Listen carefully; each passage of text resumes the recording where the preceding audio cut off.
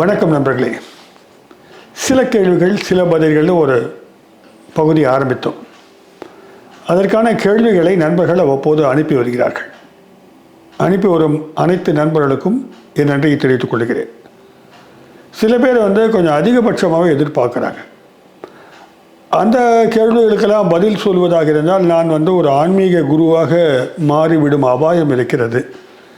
நான் அறிவு தளத்தில் மட்டும்தான் என்னுடைய பதில்களை இங்கே பதிவு செய்கிறேன். இந்த ஒரு முன்வைப்போடு இன்றைய கேள்வி பதில் நிகழ்ச்சியில் நம்ம சுருக்கமாக தான் இந்த காணொலியை போட போகிறோம். ஏன்னா தொடர்ந்து சின்ன சின்னதாக போடலான்னு ஒரு திட்டம் இருக்கிறது. அந்த வகையில் சிங்கப்பூர்லேருந்து ரகு அவர்கள் ஒரு கேள்வி கேட்டிருக்காரு.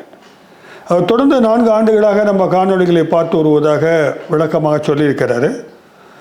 அவர் குறிப்பிட்ட விளக்கங்களுக்கு அப்பாற்பட்டு அவர் கேட்ட கேள்வி தான் முக்கியமான கேள்வி. வணக்கம் ஐயா, என் பெயர் ரகு. நான் சிங்கப்பூரிலிருந்து பேசுகிறேன். கடந்த 6 மாதமாக உங்களுடைய யூடியூப் சேனலை சப்ஸ்கிரைப் செய்து நீங்களிடம் காணொலிகளை நான் பார்த்து கொண்டு தான் வருகிறேன்.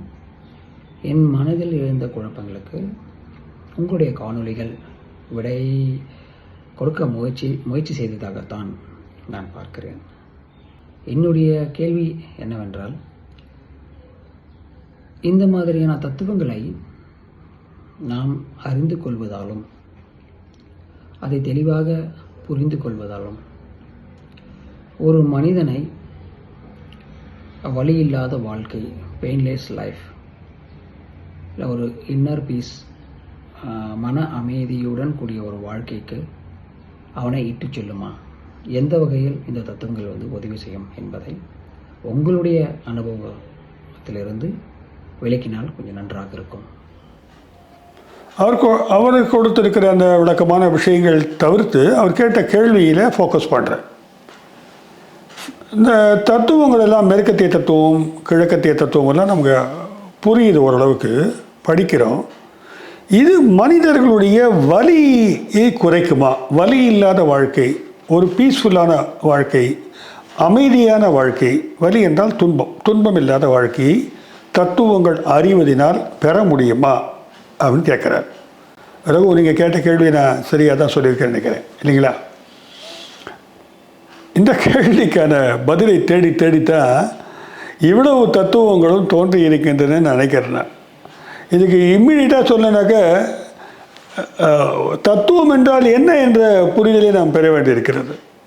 தத்துவம் என்பது ஒன்று அல்ல, அது பல வகைப்படுகிறது. இப்போ பௌத்தம் எடுத்துக்கிட்டாக்க இந்த பிரச்சனையை தான் எடுக்கிறாங்க. What is suffering? துன்பம் என்றால் என்ன? இந்த துன்பத்திலிருந்து விடுதலை பெறுவது எப்படி?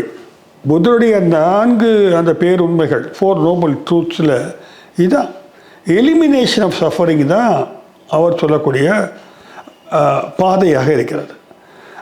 ஆனால் என்ன பண்ணால் என்னன்னாக்க துக்க நிவாரணம் என்பது இந்த உலக வாழ்க்கையிலிருந்து நாம் டிட்டாச் பண்ணும்போது தான் கிடைப்பதாக ஆன்மீகம் தெளிவாக சொல்லுகிறது.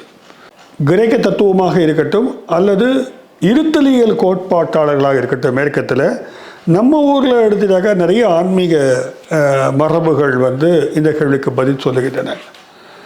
ஒரு ஆன்மீக மரபு டோட்டலாக கடவுள்கிட்ட சரண்டர் ஆகிடுங்க, உங்களுடைய வழிகளை அவன் பார்த்து கொள்வான்.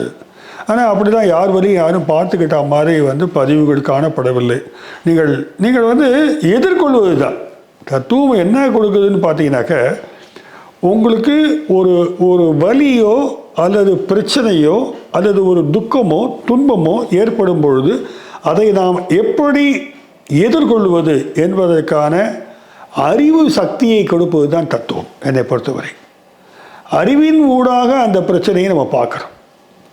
ரெனே டேகார்ட் சொல்லியிருக்கிறாரு, ஒரு ப்ராப்ளம் வந்துருச்சுனாக்க அதை மைக்ரோ காம்போனன்ட்ஸாக நொறுக்கி பாருங்க. அந்த காம்போனன்ட்ஸ்லேருந்து சின்ன சின்ன கேள்விகளை அதை உடைத்து பார்த்தீங்கன்னாக்க அது ஒரு மைன்யூட் ஆட்டமாக இருக்கும் எல்லா பிரச்சனையும். அந்த பிரச்சனைக்கான தீர்வும் கூட அப்படி நாம் அலசி பார்க்கும்போது நமக்கு தென்படக்கூடும். பெரும்பாலான பிரச்சனைகளுக்கு, பெரும்பாலான துன்பங்களுக்கு, துன்பங்கள் என்பது பிரச்சனைகளால் தான் வருகிறது. இந்த துன்பங்களுக்கு தீர்வுகள் என்பது துன்பங்கள் ஏன் ஏற்படுகின்றன, நாம் என்ன எதிர்பார்த்தோம், நாம் எதிர்பார்த்தது ஏன் நடக்கவில்லை, நடக்காது என்று புரிந்துதான் எதிர்பார்த்தோமா, இந்த மாதிரியான கேள்விகள் நமக்குள்ளே நம்ம வந்து கேட்டுக்கிறோம். ஆக அந்த துன்பத்திற்கான காரணங்களை நுணுக்கமாக ஆய்கின்ற மனோதிடத்தையும் அறிவு கூர்மையையும் கொடுப்பது தான் வந்து ஃபிலாசபின்னு நான் நினைக்கிறேன். அதுக்கு வந்து இல்லை நாங்கள் பொதுவாக இருக்கிறோன்னு சொல்ல முடியாது. அதற்கு வந்து நம்ம வந்து இல்லை ஒரு வகையான தத்துவ கோட்பாட்டின் வழியாகத்தான் நான் பயணம் செய்ய போகிறேன் என்றால் அது நீங்கள் அதன் மூலமாக அதை தீர்க்க முயலலாம். ஆனால் இருத்தலியல் கோட்பாட்டாளர்கள் போன்றவர்கள் என்ன சொல்கிறாங்க, அந்த பெயின் தான் வந்து லைஃபே இருந்தாங்க, இந்த வேதனையும் தப்பிக்க முடியாது. நீங்கள் வந்து அந்த அந்த ஆங்குவிஷன்வாங்க, இருத்தலினுடைய அந்த வேதனை இருக்குது பாருங்கள், அது வந்து தப்பிக்க முடியாத ஒரு வேதனைன்றாங்க. அதுதான் உங்களுக்கு ஞானத்தை வழங்குகிறது என்று கிழக்கத்திய தத்துவங்கள் கூறுகின்றன. நீங்கள் ஏன் இருக்கிறேன் என்ற அந்த வேதனைக்கான பதிலைத்தான் அவங்க சொல்ல முற்படுறாங்க. மிஸ்டிக்கலாக ஜம்ப் ஆகி போயிடுறாங்க, அதாவது பக்தி மார்க்கத்தில் கொண்டு போய் விட்டுறாங்க. ஆனால் நம்ம ஃபிலாசபின்றது அப்படி உங்களை வந்து மிஸ்டிக்கல் ரெல்மை தள்ளி விடுறதோ அல்லது வந்து ஒரு பக்தி மார்க்க தள்ளி விடுறதோ இல்லை. இது கூர்மையான அறிவுடன் பிரச்சனைகளை நீங்கள் பார்ப்பது. அது உங்கள் எல்லைக்குள்ளாக இருக்கிற விஷயங்களை வைத்து தான் பார்க்க முடியும். அதற்கான மெத்தடாலஜியை வந்து கொடுக்குறாங்க. பட் எக்ஸிஸ்டென்ஷியலிஸ்ட் என்ன சொல்கிறாங்க, இந்த பெயினை வந்து நீங்கள் என்ன தான் அறிவை கொண்டு தீர்க்க முடியாது, யூ ஹாவ் டு சஃபர் அப்படி அளவில் மட்டும் தீர்மானம் கொடுக்குறாங்க. இப்படி ஒவ்வொரு தத்துவ அறிஞர்கள் ஒவ்வொரு விளக்கங்களை கொடுக்குறாங்க. மார்க்சிஸ்டுடைய விளக்கம் ஒன்றாக இருக்கிறது. சுயநிலையம் இல்லாமல் இருப்பவர்களுக்கு அந்த வேதனை வருவதில்லை என்று சொல்லுகிறார்கள். அன்பு மட்டுமே கருணை வடிவமாக ஆக்கி கொண்டால் உங்களுக்கு வேதனை வராதுன்னு சொல்கிறவங்க இருக்காங்க. இப்படி பல்வேறு வழிகளை சொல்லிக் கொண்டிருக்கிறார்கள். ஆனால் தத்துவத்தை பொறுத்தவரை உங்களுடைய கூர்மையான புரிதல் மட்டும்தான் பிரச்சனையை எதிர்கொள்ளுகின்ற பலத்தை கொடுக்கும். தேங்க்யூ. திருச்சியிலிருந்து நண்பர் முருகன் ஒரு கேள்வி கேட்டிருக்காரு. Is it cruel or graceful or practical to make someone raise doubt on his own existence? ஒரு இருப்பு குறித்து சந்தேகத்தை உருவாக்குவது என்பது ரொம்ப கொடூரமானது இல்லையா? இல்லை கிரேஸ்ஃபுல் கருணை மிகுந்ததா? இல்லை ரொம்ப ப்ராக்டிக்கலான ஒரு விஷயந்தான் நான் கேட்குறேன். இந்த கேள்வி ரொம்ப ஆழமான ஒரு கேள்வி. இருத்தல் குறித்து நீங்கள் கவலைப்படுவது என்பது ஆபத்தானதா, குறுயலானதா, இல்லை அதுதான் வந்து ஒரு ஆன்மீகத்தினுடைய உயர்வுக்கு ஹெல்ப் பண்ணுமா, இல்லை அடுத்த கட்ட வேலையை பார்க்கறதுக்கான ஒரு நகர்வு அது? இப்படி ஒரு புரிதலை கொண்டு தான் நான் பதிலை சொல்ல விரும்புகிறேன்.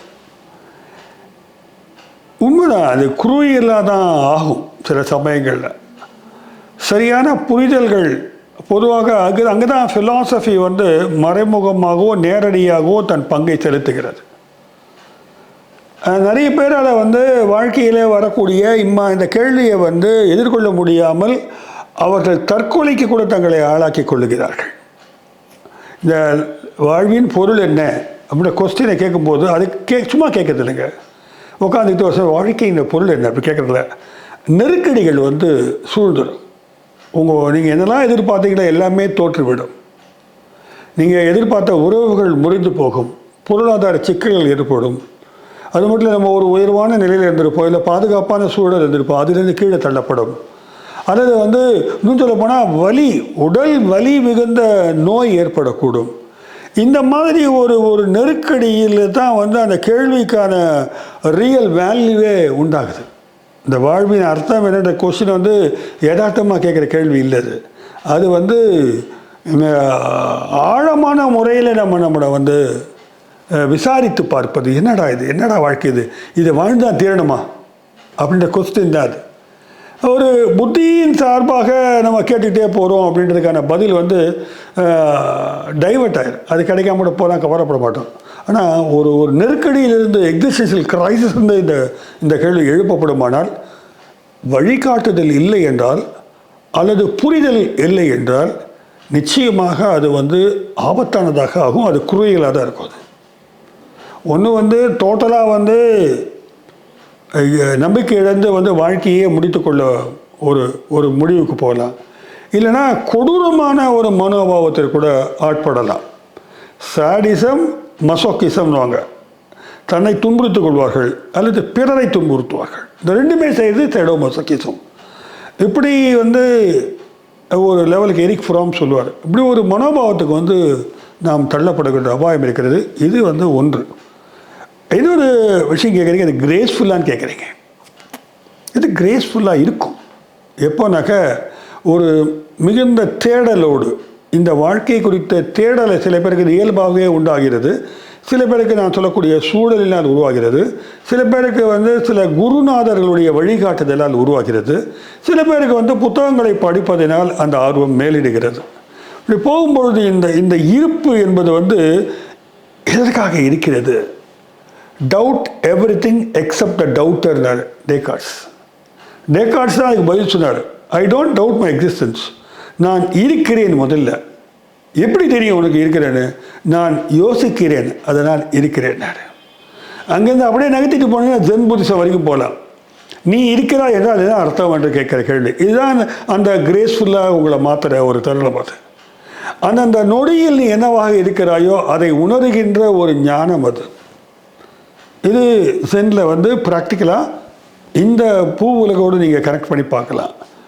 ஒருவேளை நீங்கள் சித்தர் மரபை எடுத்தாலும் சரி, அல்லது வந்து ஆன்மீக மரபுகளுடைய சூஃபியாக இருக்கலாம், டவ் எதுவாக இருக்கட்டும், அப்படி போட்டிங்கன்னா அடுத்த கட்டத்துக்கு உங்களை புஷ் பண்ணிடுது. அத்வைத்தெல்லாம் வந்து உங்களுக்கு ரொம்ப பிரம்மத்தோடு சேர்த்து விட்டுடுது. இந்த பிறவியே வேணாம், நாயினும் இழிந்த பிறவி, இதை தாண்டி நான் வந்து அங்கே தெய்வ பிறவியாக மாறணும் அப்படி இந்த பிறவிக்கே வந்து அர்த்தமே இல்லைன்னு சொல்லக்கூடிய புரிதலோடு இருக்கிறவங்க வந்து ஒட்டுமொத்தமாக தங்களை வந்து அவங்க தான் வந்து நிம்மதி இல்லாமல் வந்து சுற்றிக்கிட்டு இருக்காங்க. நான் கூட சமீபத்தில் ஒரு சாமியார் பார்த்தேன். அவர் மனம் விட்டு பேசினார். கிட்டத்தட்ட 40 ஆண்டுகளாக அவர் ருத்ராட்சம் போட்டுக்கிட்டு இந்த வாழ்க்கையினுடைய அர்த்தத்தை தேடி சிவபெருமானை ஜபித்து கொண்டே இருக்கிறார். கருணை காட்டினார்னு கேட்டேன். கொஞ்சோண்டு காட்டியிருக்கிறாருங்க. என்ன கருணைன்னு அவருக்கு அது சொல்ல தெரியல. அவர் கிடைக்கல, பதில் எதுவும் கிடைக்கல. இப்படி தான் நடக்கும். இந்த மாதிரி அவரவர்கள் வந்து வேறு பாதைகளிலே அதை தேடி அலைந்து கொண்டிருப்பார்கள். அப்போ வேணால் சொல்லலாம், இருக்கும் இடத்தை விட்டு இல்லாத இடம் தேடி எங்கெங்கோ அலைகிறார்னு சொல்லிக்கலாம் நம்ம. ஆனால் வாழ்வினுடைய இந்த புரிதலுக்கான தேடலில் வந்து அந்த கிரேஸ் வரதுக்கான வாய்ப்பு இருக்குது. இது ஒரு ப்ராக்டிக்கலான விஷயம். எனக்கு என்னமோ சாதாரண மனிதர்கள்லாம் ரொம்ப ப்ராக்டிக்கலாக வச்சுக்கிறாங்க. நான் கேட்டிருக்கேன் சில பேர்கிட்ட, எங்கள் வீட்டிலேயே சொல்கிறேன், எதுக்காக நீ இருக்க? வகுப்பறையிலே கேட்டிருக்கேன், why do want to live, why do want to exist? நீங்கள் ஏன் இருக்கணும்னு நினைக்கிறீங்க? செத்து போகலாமே என்ன சார்? ஜாலியாக இருக்கிறோம் சார், என்ன வருதோ பார்த்துட்டு போய் சேர வேண்டாம், நம்ம இப்போ எதுக்கு சார் நம்மளே முடிவு பண்ணோம்? அது பாட்டுக்கு நடக்கும். இயல்பாக நடந்து சொல்லிக்கிட்டது வாழ்க்கை. அந்த ஓடையிலே நாங்களும் போய்கிட்டு இருக்கோம். துன்பம் வரும்போது துன்பம், இன்பம் வரும்போது இன்பம், அது முடிச்சுட்டு போய்க்கிறோம். நீங்கள் ஒன்றும் கவலைப்படாதீங்க. ரொம்ப ப்ராக்டிக்கலாக யோசிக்கிற மக்கள் தான் நிறைய இருக்கிறாங்க. அப்போ இந்த 3 பிரிவாகவே வந்து இருத்தல் குறித்து இருக்கின்றன என்றாலும், எந்த கவலை அல்லது எந்த விதமான சிரிப்பு குறித்த சந்தேகம் என்பது உங்களை உயர்த்தும் என்பதை நீங்கள் தான் முடிவு பண்ணணும். இந்த 3 லெவலில் எங்கே ட்ராவல் பண்ணுறது நீங்கள் தான் முடிவு பண்ணணும். நன்றி.